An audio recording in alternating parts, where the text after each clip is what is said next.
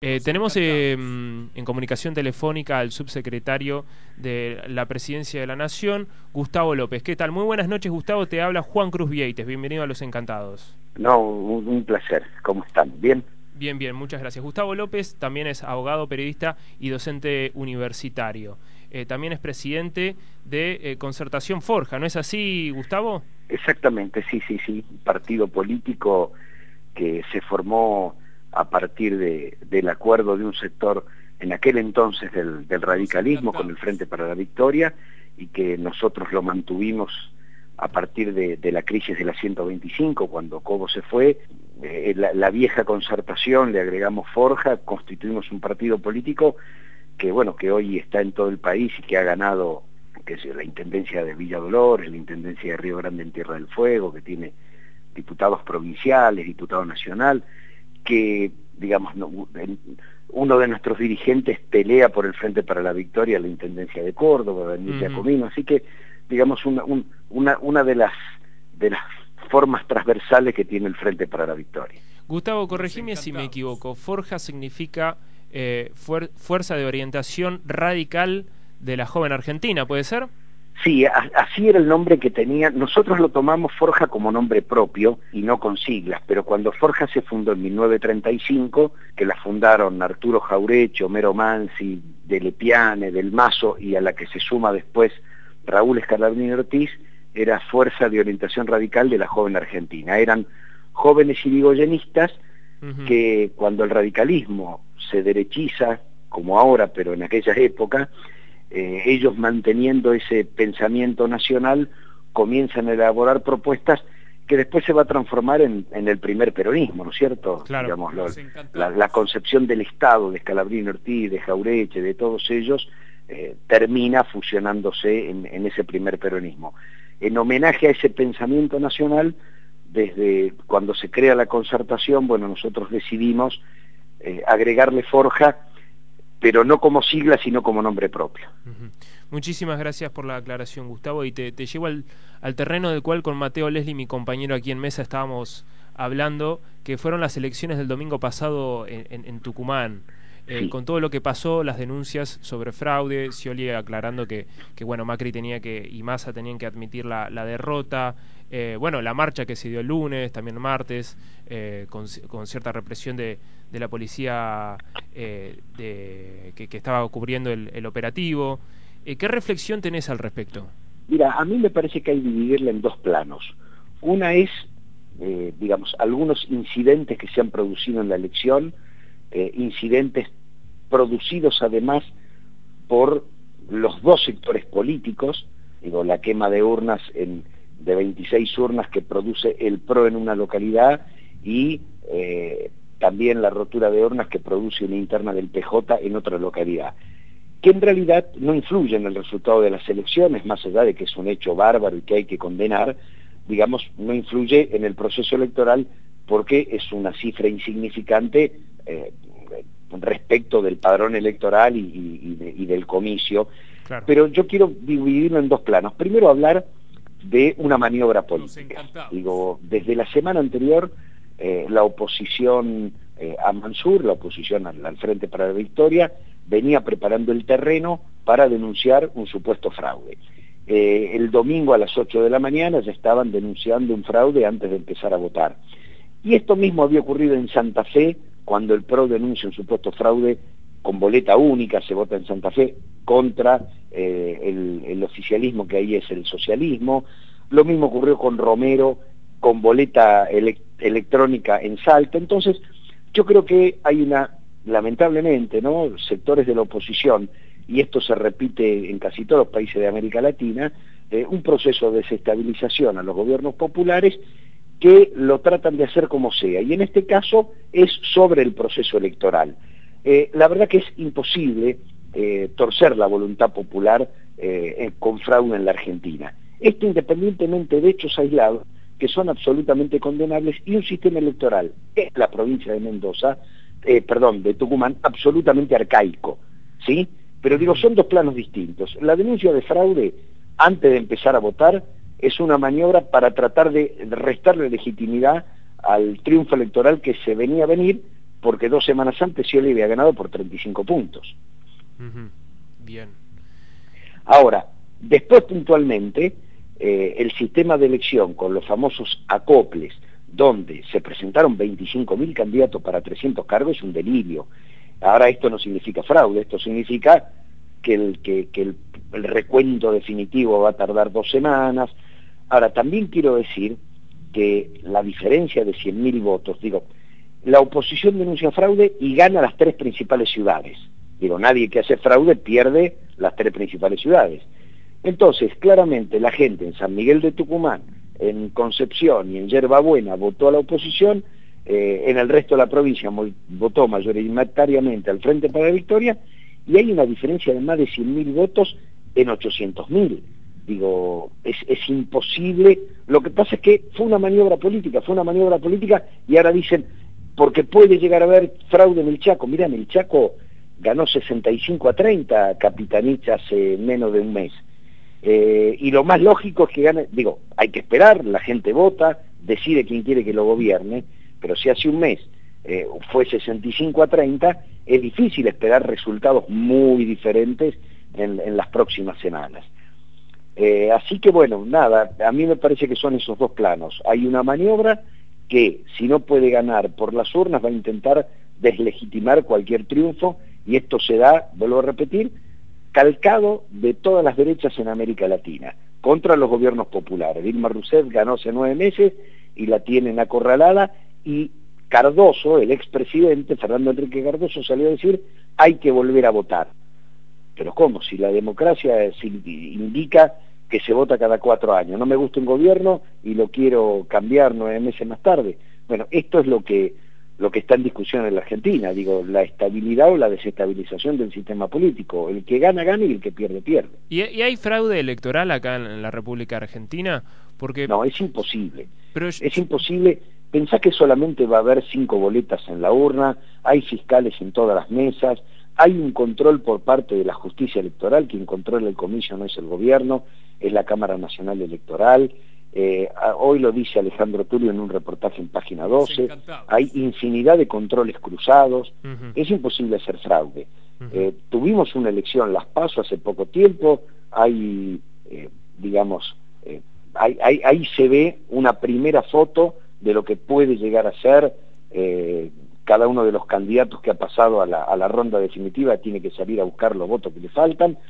Lo que sucede es que, vuelvo a repetir, los sectores de la oposición, sabiendo que, en el caso de Macri, que perdió por 14 puntos él respecto de Scioli, bueno, se prenden en todas estas maniobras que las fabrican ellos mismos, obviamente con los grandes medios de comunicación detrás.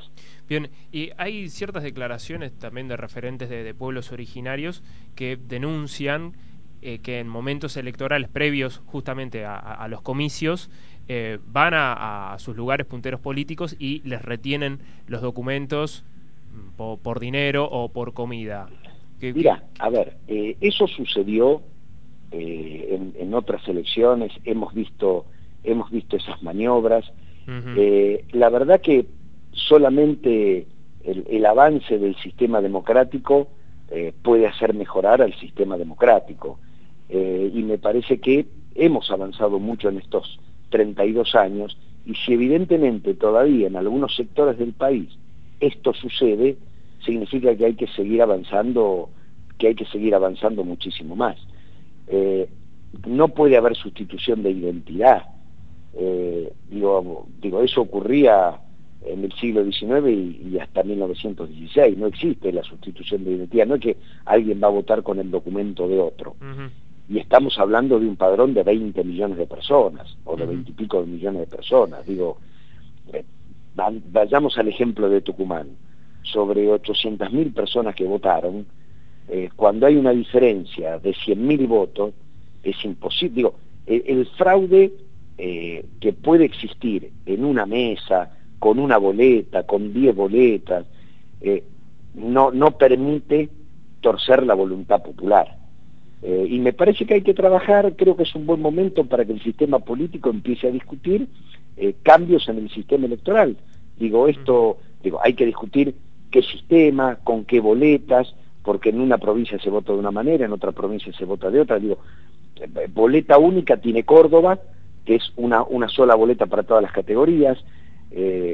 Santa Fe tiene boleta única, pero por categoría. ¿Y voto electrónico, usted cree? Ciudad de Buenos Aires tiene el voto electrónico similar.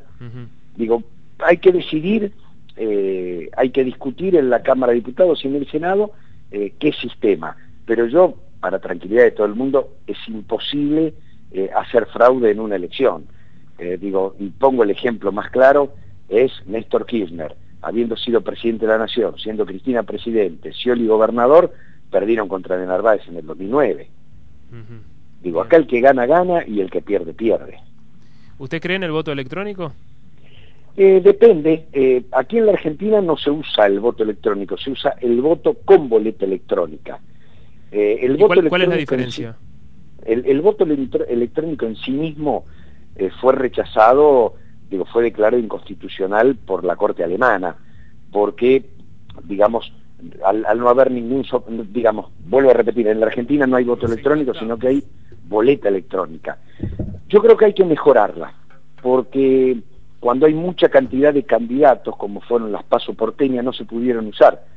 Recordemos que en la Ciudad de Buenos Aires solo se usó para la segunda vuelta, cuando había 2 candidatos. A mí me parece, digo, no es un mal sistema, es un buen sistema.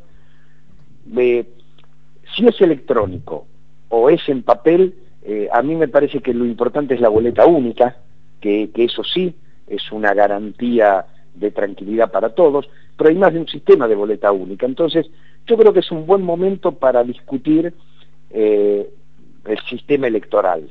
Ahora, entre discutir el sistema electoral y empañar el sistema democrático, porque si no se puede ganar una elección, yo trato de invalidarla o de meter temor o de restarle legitimidad diciendo que hay fraude, vuelvo a repetir, con boleta electrónica la denunciaron el supuesto fraude en Salta, con boleta única denunciaron el supuesto fraude en Santa Fe y después denunciaron el supuesto fraude en Tucumán. La verdad que no es democrático no reconocer cuando se gana o cuando se pierde. Mañana domingo Amaya, vice de José Cano, va a pedir ante la Justicia Federal, con toda la oposición ahí de Tucumán, que se hagan de nuevo las elecciones. ¿Usted ve esto como una posibilidad o directamente Mansur ya es gobernador de Tucumán? No, el gobernador es el que resulte electo a partir del escrutinio definitivo. Lo que plantea Amaya es, digamos, para la tribuna, para los medios, cuando hay un escrutinio definitivo, donde se revisa planilla por planilla, están los apoderados de los partidos políticos, están los fiscales, están las autoridades de cada una de los sectores que están en disputa, y a partir de eso, lo que se analiza es urna por urna si hay alteraciones o no hay alteraciones. Las pocas irregularidades que se encontraron no benefician a nadie en particular y son menores al 1% de la cantidad de votos emitidos, es decir, no modifica ninguna elección. Ahora, decir que voy a pedir la anulación de la elección de gobernador, pero no la de intendente porque la gané yo, es una ridiculez. Pero además, pedir la anulación cuando no hay ningún elemento en el recuento definitivo, bueno, lo que hay que hacer es esperar el recuento definitivo y discutir urna por urna. Entonces, si hubiera una alteración del 50% de los votos, bueno, la elección hay que hacerla de vuelta. Pero la verdad es que la alteración son 50 urnas sobre 3.600. Entonces, me parece que se perdió la elección, pero vuelvo a repetir, hay una maniobra política de fondo, que se repitió con Capriles en Venezuela, que se repitió contra Correa, que se repitió contra Dilma Rousseff, y que se repite en la Argentina. Digo, antes eran golpes de Estado, después fueron golpes económicos y la desestabilización de los sectores concentrados de la economía, que apoyan determinados partidos políticos. Si no pueden ganar una elección, lo tratan de hacer de esta manera. Gustavo, digo, hace 3 semanas votamos las PASO para presidente. Sí. Gustavo, ¿qué postura tienen ustedes con respecto a los militantes del PO, ¿me podés confirmar que fueron presos 3 militantes que estaban fiscalizando en la elección de Tucumán? Desconozco el hecho, a ver, no lo escuché en ningún lado. Y no, digo, no ha trascendido, digo, no me consta que esto sea así. Yo sé que hay detenidos por el tema de la quema de urnas, que 4 son del PRO y 2 son del PJ. Perfecto. Muchas gracias. Eso es lo único que hay. Ok, muchas gracias. ¿Y qué postura tienen con respecto a los pueblos originarios? Porque hay un acampe de los QOM y de otras colectividades que están reclamando que la presidenta los reciba por ciertas situaciones de represión y hostilidad que tienen en sus tierras. Hola, me estás preguntando, ¿no? Hola, sí, ¿me escuchás, Gustavo?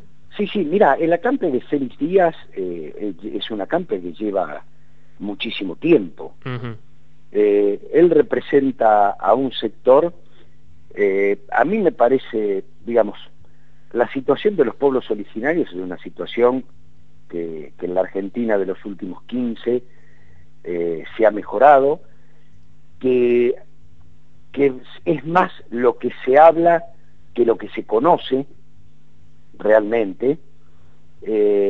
Me parece que todavía faltan muchas acciones propositivas, que se han hecho otras, y me parece que sería bueno, yo conozco Formosa, la he recorrido, la situación no es tal cual la describen, pero me parece que, digo, y esto no significa que no haya marginación o que no haya pobreza, lo que pasa es que de la pobreza extrema de hace 15 años a tener luz y agua potable, que era una provincia que no tenía, digo, no tenía porque una provincia absolutamente excluida, de las que Domingo Felipe Cavallo decía que había que cerrarlas porque eran inviables. Digo, de esa situación a por primera vez, desde hace 4 años, tener electricidad de la red pública nacional en la provincia, porque antes la tenían que comprar de Paraguay, no podías tener ningún emprendimiento industrial porque te saltaba la térmica. Digo, son cosas que en general se desconocen, o por ejemplo, que hoy el 50% de la provincia tiene gas natural, y creo que en un año y medio el otro 50% de la provincia. Y esas son cosas que no van a salir en los diarios. Claro. El tema de los pueblos originarios es un tema que la Constitución Nacional reconoce por primera vez su preexistencia en el 94, que recién desde el 2003 empezaron a hacer cosas, y me parece que el retraso que se tiene, o la deuda social que se tiene, sobre todo por la tenencia de la tierra, es algo que todos los sectores políticos deberían encarar en conjunto.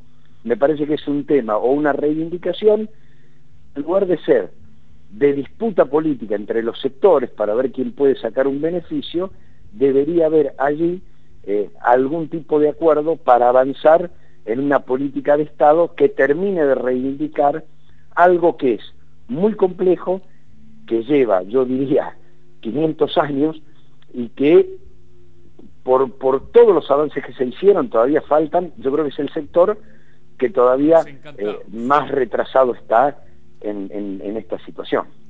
¿Y lo van a recibir a Félix Díaz? ¿La presidenta lo va a recibir? ¿Está en agenda eso? Mirá, no está en agenda, y ha sido recibido por los ministros del área en su momento. Digo, Félix Díaz hoy no tiene ningún problema específico o nuevo en su comunidad. Invito a ir. Digo, hace 2 años que está acampando cuando fue el tema de los QOM. Hay un proceso en la Corte Suprema, se está sometiendo el gobierno provincial a ese proceso en la Corte Suprema, está interviniendo la Corte en la resolución de determinados conflictos, y vuelvo a decir, me parece que es el sistema político, digo, la presidenta tiene ministros para hacer esto, pero que es el sistema político el que tiene que terminar de resolver una cuestión que va mucho más allá de un solo partido, y que es una política de Estado sobre el el retraso de las reivindicaciones de los pueblos originarios. Muchísimas gracias, Gustavo López, y esperemos hablar en otra ocasión. Lo invito a que lo volvamos a llamar. Continuemos con mucha atención el proceso de Tucumán. Sí. Les puedo asegurar que no hay ningún problema en controlar el comicio, el escrutinio definitivo. La están pasando muy mal. La Junta Electoral de Tucumán han amenazado a la familia del secretario de la Junta. Digamos, hay cosas que se provocan y que después se van de las manos. Sí. Y que después pueden ocurrir desgracias, y es perfectamente controlable. Se abre urna por urna, se revisa acta por acta, y ahí está la verdad. Dijo, todo lo demás es campaña, ahí está la verdad. Muchísimas gracias, Gustavo. No, hasta luego.